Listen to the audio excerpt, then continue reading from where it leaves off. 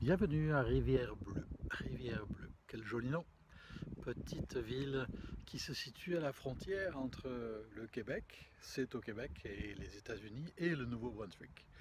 Et avec un phénomène, vraiment quelque chose d'assez insolite ici, c'est de trouver cette chapelle euh, qui a été implantée par des chrétiens protestants évangéliques, baptistes, au début des années 1900. Et il y a eu là jusqu'à 225 fidèles dans ce coin qu'on pourrait considérer comme perdu quand on vient de Montréal ou de Québec. Coin magnifique en réalité. Mais ce n'est pas tout. Je ne suis pas là juste pour vous montrer ce bâtiment qui est pourtant digne d'intérêt, qui fait partie du patrimoine culturel local et c'est tout à l'honneur de ceux qui ont fait cette démarche. Mais j'aimerais vous amener au cimetière.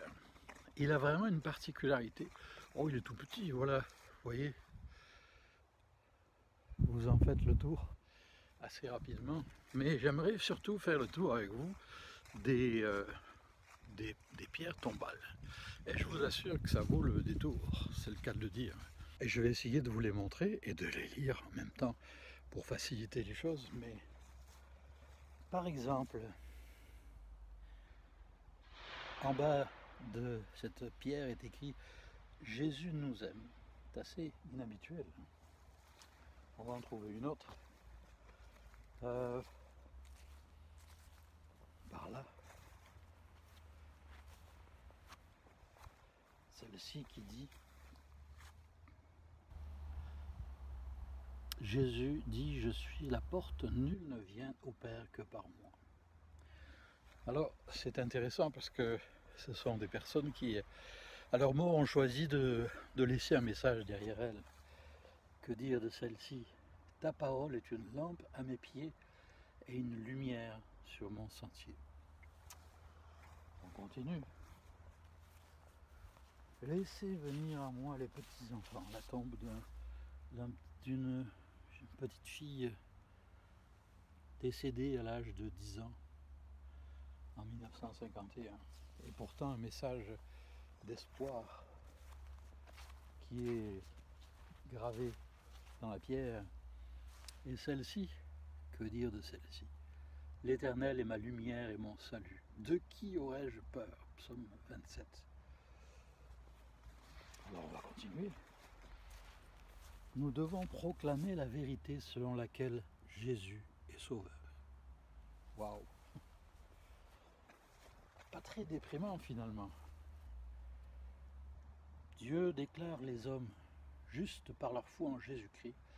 Cela s'applique à tous ceux qui croient, car il n'y a pas de différence entre les hommes, puisque tous ont péché et sont privés de la gloire de Dieu. Une autre citation de la Bible, citation. Toute chose concourt au bien de ceux qui aiment Dieu. Quelque chose, voir ça sur une pierre tombale, vous vous rendez compte? Quelle espérance, quelle certitude, quelle assurance rassurante, s'il en est. Attendez, on va trouver autre chose. Et celle-ci, ceux qui se confient en l'Éternel renouvellent leur force. Une petite faute d'orthographe, mais on pardonne. Hein, devant un tel témoignage. Jésus dit, je suis le chemin, la vérité et la vie. Nul ne vient au Père que par moi. Jésus-Christ est le même hier, aujourd'hui et éternellement. Autant de citations tirées tout droit de la Bible.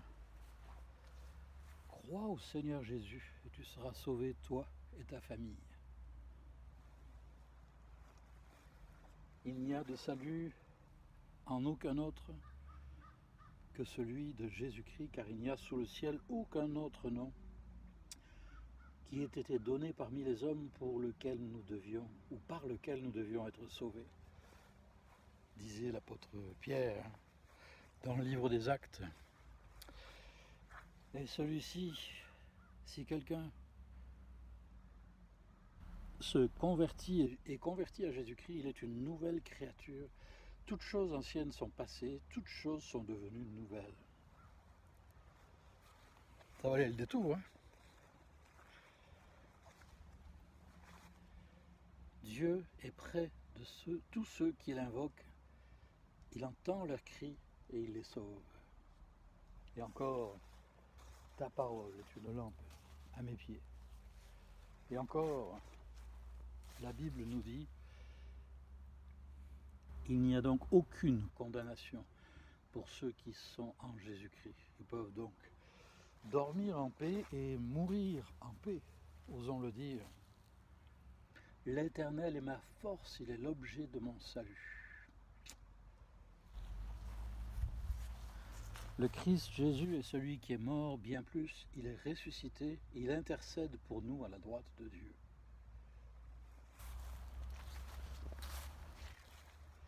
En effet, la prédication de la mort de Christ est une folie aux yeux de ceux qui se perdent, mais elle est la puissance même de Dieu pour nous qui croyons et qui sommes sauvés.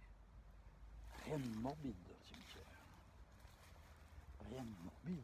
C'est toute une prédication, une proclamation d'espérance. Demeurez ferme dans un même esprit, combattant d'une même âme pour la foi de l'évangile de Jésus-Christ. Voilà, un petit tour. Je vous avais prévenu que vous amenez au cimetière. Hein.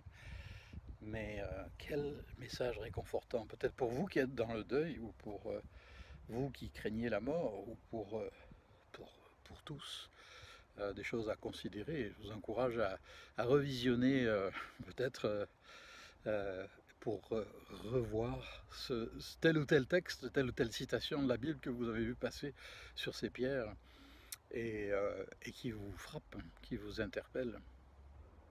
Bonne lecture.